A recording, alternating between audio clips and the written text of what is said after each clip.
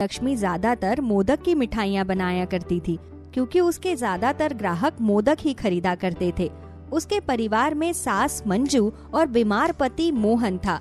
एक दिन लक्ष्मी दुकान पर थी, तभी एक ग्राहक दुकान पर आता है और कहता है, बहन जी जरा 2 किलो मोदक पैक कर दीजिए, बहुत दूर से आया हूँ आपकी दुकान पर मोदक लेने के लिए। सुना है बहुत स्वादिष्ट मोदक बनाती हैं आप। जी भाई साहब, मैं अभी आपके लिए 2 किलो मोदक तैयार कर देती हूँ। वैसे लोगों को मेरे हाथ का मोदक सच में बहुत पसंद आता है, तभी तो आप जैसे ग्राहक दूर दूर से मेरे दुकान पर आते हैं। और गणपति बाप्पा करे हमेशा मेरी दुकान पर इसी तरह से भीड़ लगी रहे। हाँ हाँ, भगवान करे ऐसा ही हो। अरे हम ग्राहकों को और क्या ही चाहिए, स्वाद और क्वालिटी, उसके साथ साथ अगर दाम में भी थोड़ा सा मुनाफा मिल जाए तो सोने पर सुहागा हो जाता है। वो ग्राहक लक्ष्मी से मोदक लेकर वहाँ से चला जाता है। तभी लक्ष्मी की दुकान पर एक विक्रम नाम का अमीर आदमी आता है और वो लक्ष्मी से कहता है, अरे लक्ष्मी, लगता है कुछ ज्यादा ही बिक्री हो रही है तेरी। अरे विक्रम भैया, आप बताइए कैसे आना हुआ, कुछ चाहिए क्या आपको? मैं यहाँ किसी और काम से आया हूँ। अच्छा तो बताइए क्या काम है भैया, मोदक चाहिए क्या आपको? अरे नहीं नहीं, दरअसल मुझे अपने घर में एक छोटा सा फंक्शन करवाना है और मैं चाहता हूँ कि उस फंक्शन में जितनी भी मिठाइयाँ बने वो तेरे हाथों से बने। तेरे हाथ की मिठाइयों में एक अलग ही स्वाद आता है। अच्छा ठीक है भैया, तो कितने लोग होंगे आपके फंक्शन में? अरे ज्यादा नहीं, मुश्किल से 500-600 लोग होंगे। ठीक है भैया, मैं बना दूंगी।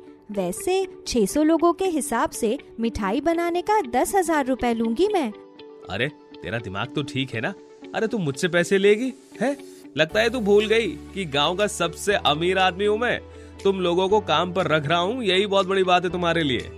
भैया आप गांव के सबसे अमीर आदमी होंगे अपने लिए, पर मैं तो अपने परिवार के लिए मेहनत कर रही हूँ ना, और मैं अपनी मेहनत के पैसे कभी नहीं छोड़ती। अगर आप मुझे पैसे देंगे तभी मैं आपके पास काम करने के लिए आऊंगी। देख तू ना मुझे मना करने की बेइज्जती कर रही है। इस गांव में किसी की भी इतनी औकात नहीं है कि कोई मुझे मना कर पाए। भैया मुझे भगवान के लिए माफ करो और भगवान के लिए यहाँ से चले जाओ। मुझे आपसे इस बारे में कोई बात नहीं करनी। वैसे भी 600 लोगों के लिए मिठाई बनाना कोई आम बात नहीं है, और आप चाहते हो कि मैं मुफ्त में आपके पास काम करने आ जाऊं। अरे कम से कम मेरी मेहनत की तो कदर करो। मेरी बेइज्जती करना तुझे बहुत महंगा पड़ेगा लक्ष्मी। लक्ष्मी की बात से विक्रम के अहंकार को बहुत ठेस पहुंचती है और वो गुस्से में अपने घर चला जाता है। घर जाने के बाद विक्रम अब लक्ष्मी को सबक सिखाने की योजना बनाने लगता है। उस 2 कौड़ी की मिठाई वाली की इतनी औकात कि वो मुझे मना कर पाए। अरे जानती नहीं अभी कि मैं कौन हूँ। इससे तो अच्छे से सबक सिखाना होगा, तब जाकर इसकी अकल ठिकाने आएगी। विक्रम के अंदर अपनी अमीरी को लेकर बहुत घमंड था। उसे ऐसा लगता था कि वो अमीर है, इसलिए गरीबों को उसकी हर मनमानी को मानना पड़ेगा। पर लक्ष्मी बहुत ही बहादुर थी, वो किसी के आगे नहीं झुकती थी। उसका सर बस गणेश जी के आगे ही झुका करता था। हे गणपति बाप्पा, हमेशा मेरे परिवार के ऊपर अपना आशीर्वाद बनाए रखना। जीवन में चाहे जैसी भी परिस्थिति आए, तो हमेशा मेरे साथ रहना। इसी तरह से लक्ष्मी रोज सुबह शाम गणपति बाप्पा की पूजा आराधना किया करती थी। एक दिन लक्ष्मी अपनी मिठाई की दुकान पर थी। इसी बीच विक्रम अपने कुछ आदमियों को लक्ष्मी की दुकान पर भेजता है। वो दोनों आदमी लक्ष्मी से कहते हैं, अरे बहन जी, जरा अपनी दुकान की सबसे फेमस मिठाई तो खिलाइए। सुना है बड़ी स्वादिष्ट मिठाइयाँ बनाती हैं आप। लक्ष्मी एक प्लेट में अपनी दुकान की अलग अलग मिठाइयाँ उस आदमी को खाने के लिए दे देती है। वो आदमी चोरी से उस मिठाई में कुछ मिलाकर खुद खा लेता है और थोड़ी ही देर में उस आदमी के मुंह से झाग निकलने लगता है, जिससे उसके साथ आया हुआ दूसरा आदमी जोर जोर से चिल्लाने लगता है। तभी वहाँ पर विक्रम और गांव के कुछ लोग इकट्ठा हो जाते हैं। लक्ष्मी ये सब देखकर डर जाती है और उस आदमी को जैसे तैसे अस्पताल ले जाया जाता है, और विक्रम मौका देखकर पुलिस को फोन कर देता है और पुलिस वालों को कुछ पैसा देकर लक्ष्मी को जेल में डलवा देता है। हे भगवान, आखिर क्या हो गया उस आदमी को? मैं तो मिठाई बनाने में जितना भी सामान इस्तेमाल करती हूँ सब अच्छी क्वालिटी का होता है, फिर अचानक से उस आदमी को क्या हो गया?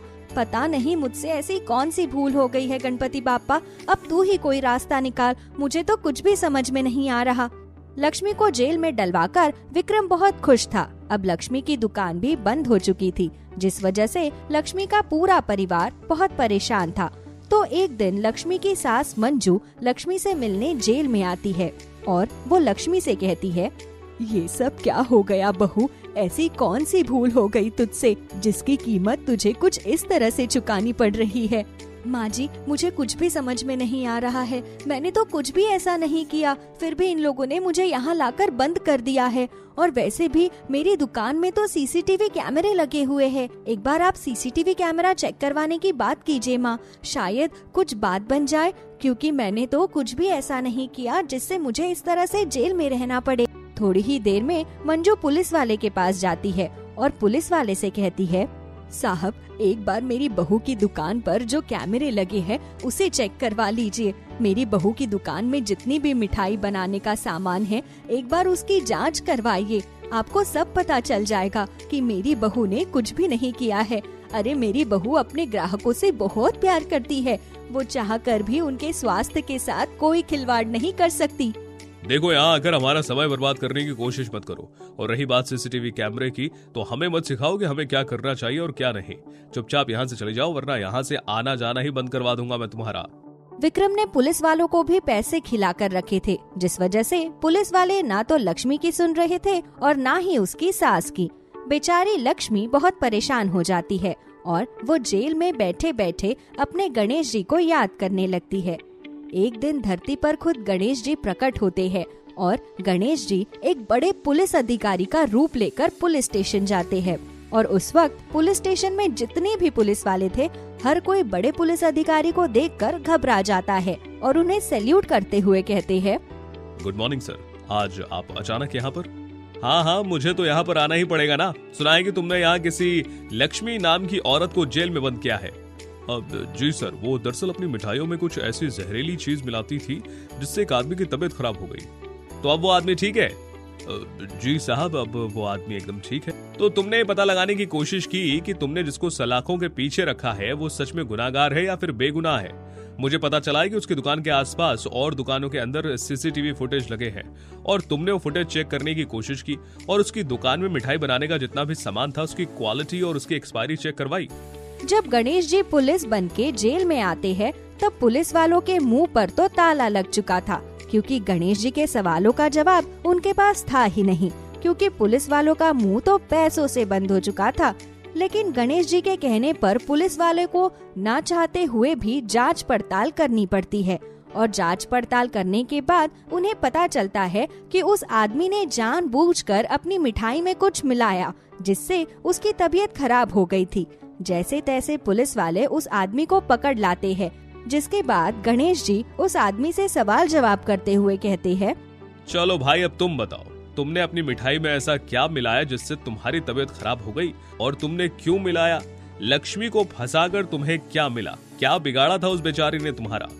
साहब हमें माफ कर दीजिए, हम तो छोटी मोटी चोरी चकारी करने वाले आदमी हैं। हमें तो एक अमीर आदमी ने कुछ पैसे दिए थे और उस अमीर आदमी के कहने पर हमने ये सब किया था।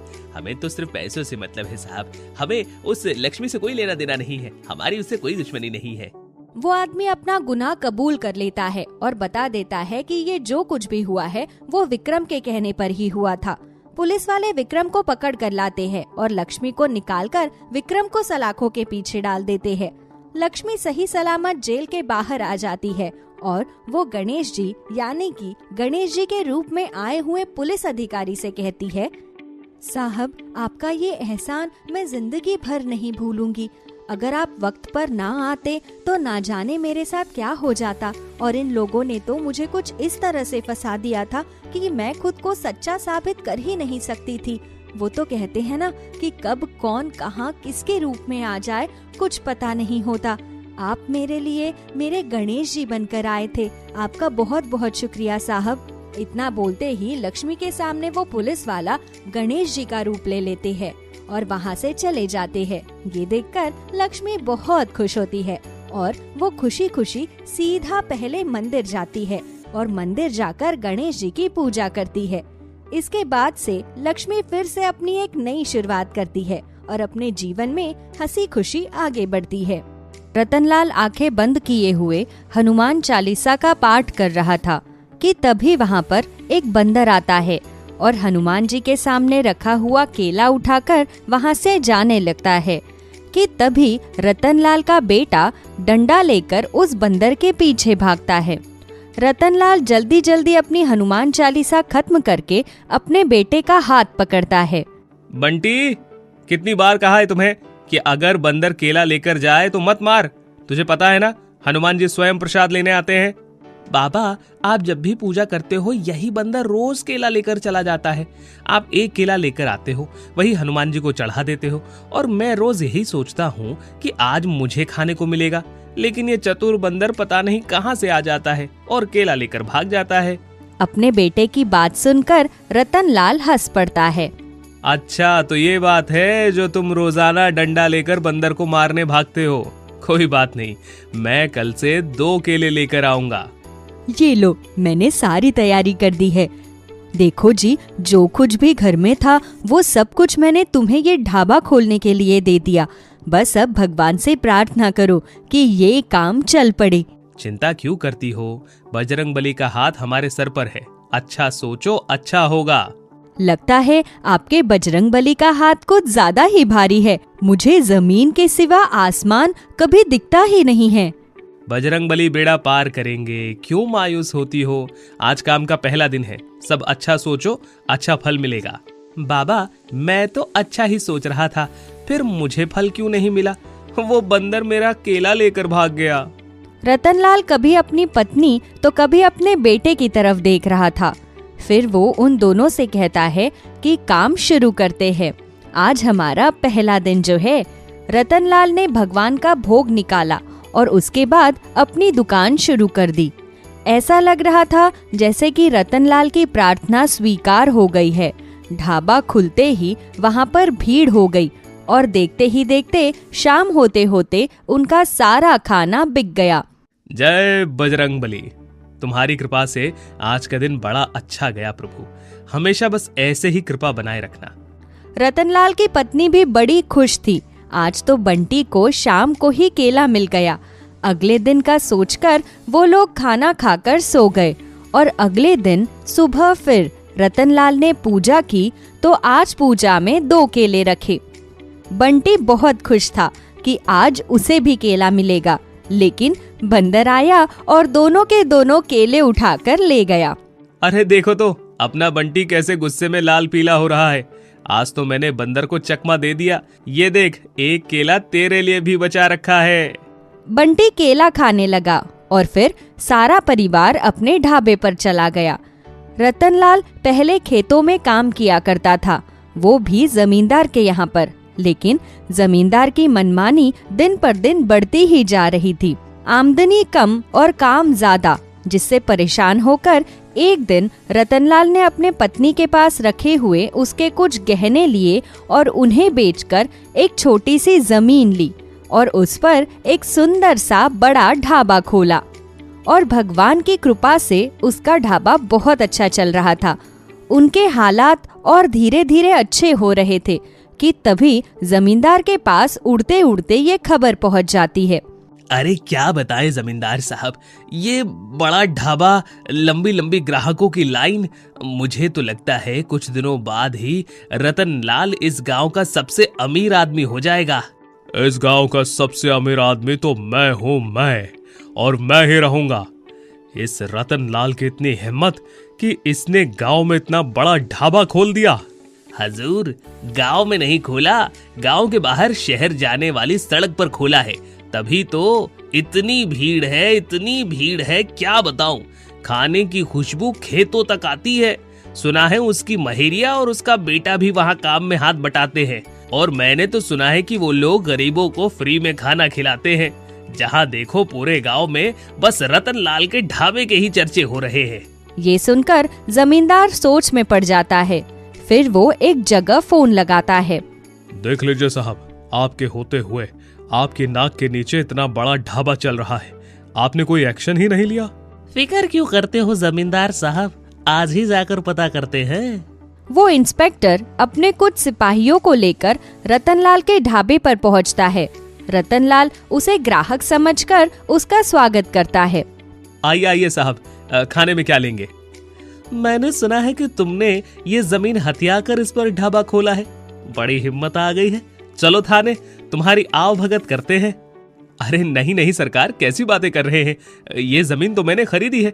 आपको मुझे देखकर लगता है कि मैं किसी के साथ ऐसा कर सकता हूँ? बजरंगबली ऐसा गुनाह कभी ना करवाए मुझसे। तो तुम्हें क्या लगता है हमारे पास जो खबर आई है वो झूठी है? हमें झूठा बता रहे हो? सिपाहियों इधर आओ और ये सारा सामान उठाकर फेंक दो। नहीं नहीं सरकार, ये आप क्या कह रहे हैं? क्यों गरीब के पेट पर लात मार रहे हैं? ये सच कह रहे हैं। ये जमीन हमने खरीदी है, हमारे पास इसके कागज भी है। और जिस सुनार को इन्होंने मेरे गहने बेचे हैं, वो भी आपको बता देगा कि हमने वहाँ से पैसे लेकर ये जमीन खरीदी है। सिपाही इधर आओ। यहाँ की कहानी तो कुछ ज्यादा ही रोमांचक है। देखो तो, पहले गहने बेचे, फिर जमीन खरीदी, फिर ढाबा खोला। पुलिस को बेवकूफ समझ रहे हैं। मुझे तो लगता है जमींदार के यहाँ जो गहनों की चोरी हुई थी वो इस रतनलाल ने ही की थी। जाओ जमींदार साहब को बोलो उनके लिए खुशखबरी है, उनके यहाँ चोरी करने वाला चोर पकड़ा गया। मेरे बाबा चोर नहीं है, चले जाओ यहाँ से। बंटी बेटा तुम छोटे हो, सुनो इधर आओ। इसे लेकर घर जाओ, मैं मामला निपटा कर आता हूँ। मामला तो निपटाया ही है, तुम्हें हमारे साथ थाने चलना होगा। देख क्या रहे हो, उठाकर फेंको ढाबे का सारा सामान। और सिपाही उसका सारा सामान फेंकने लगते हैं। ग्राहक जो वहाँ पर बैठे हुए थे वो भी मामले को समझ नहीं पाए। कुछ रतनलाल को बेगुनाह बता रहे थे तो कुछ गुनहगार बता रहे थे। पुलिस रतनलाल को पकड़कर ले जाती है। उसकी पत्नी और बंटी दोनों उनकी बड़ी मिन्नतें करते हैं, लेकिन वो लोग सुनते ही नहीं। अगले दिन सुबह रतनलाल की पत्नी ढाबे पर आती है और सारी चीजों को उठाकर ढंग से रख देती है। फिर वो ढाबे पर रखी हुई बजरंगबली की फोटो के सामने हाथ जोड़कर खड़ी हो जाती है। तभी बंटी वहाँ आ जाता है और बजरंगबली की फोटो देखकर कहता है, बाबा तो कहते थे कि तुम सबकी रक्षा करते हो, और वो बंदर जो रोज केला लेकर चला जाता है वो भी तुम ही हो।